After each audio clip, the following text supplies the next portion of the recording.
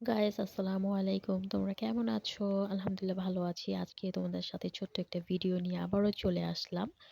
আর আজকে রান্না করব দুপুরবেলা হচ্ছে ব্রয়লার মুরগি আলু দিয়ে ভুনা করে আর হচ্ছে ডাল। আজকে এই ২ টা আইটেম রান্না করব।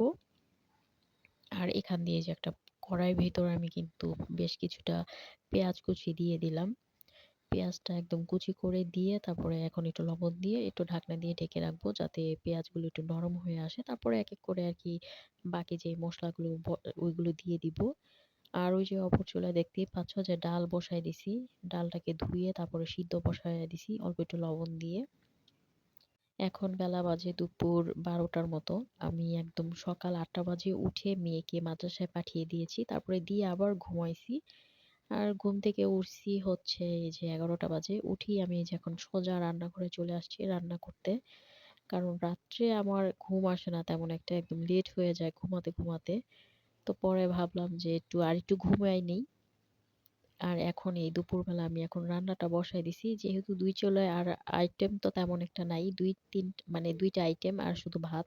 তো এজন্য রান্না করতে তেমন একটা সময়ও লাগবে না। আর এইসব রান্না কিন্তু বেশি একটা সময় লাগে না। এজন্য ভাবলাম যে একটু লেট করেই রান্নাটা বসায় দিই। তো এখন এই রান্না-টান্না সব শেষ করে ঘর ঝাড়ু দিয়ে ঘর পরিষ্কার করে আবার গোসল করতে যাবো। গোসল করে আবার কিছু কাপড়-টাপড় ওয়াশ করবো আরকি। পরে এই যে দেখতেই পাচ্ছ এর মধ্যে কিন্তু পেঁয়াজের মধ্যে আমি আদা রসুনের পেস্ট, তারপরে যে গোটা গরম মসলা এগুলো দিয়ে দিছি। তারপরে মসলা-টসলা যা ছিল সব দিয়ে দিছি। আর এই তরকারিটা কিন্তু আজকে খেতে দারুণ হইছে। এখানে আমি মরিচের গুঁড়াটা একটু বেশি পরিমাণে দিছি। যেহেতু আমি আমার হাসব্যান্ড একটু ঝাল খেতে অনেক বেশি পছন্দ করি এজন্য। আর ঝাল তরকারি, মাংসের তরকারি মানে ঝাল খেতেই কিন্তু দারুণ লাগে। এখানে আমি ব্রয়লারের মুরগি আলু সহকারে একবারে দিয়ে দিছি। যেহেতু ব্রয়লারের মুরগি সিদ্ধ হতে বেশি একটা সময় লাগে না। এজন্য আলুটা একসাথে দিয়ে দিছি। আর এখানে এই যে কষায়া তারপর আমি এটা রান্না করব। আর কষায়া রান্না করতেই খেতে বেশি ভালো লাগে। অনেকেই আছে ব্রয়লারের মুরগি ফার্স্টে একটু ভেজে রান্না করে। কিন্তু আমার কাছে ওইটা ভালো লাগে না। কারণ ভেজে রান্না করলে কেমন যেন একটু শক্ত হয়ে যায়।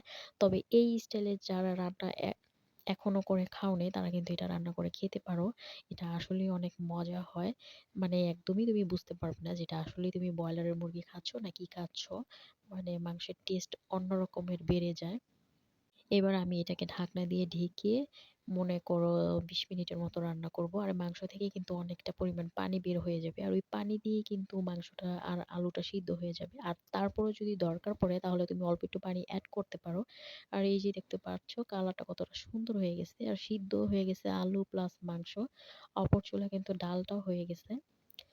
আর চুলা থেকে এখন আমি আরকি মাংসটা নামিয়ে ফেলবো। তারপরে ভাত বসায় দিব। আর বাকি অন্যান্য যে কাজ সেগুলোও করে ফেলবো।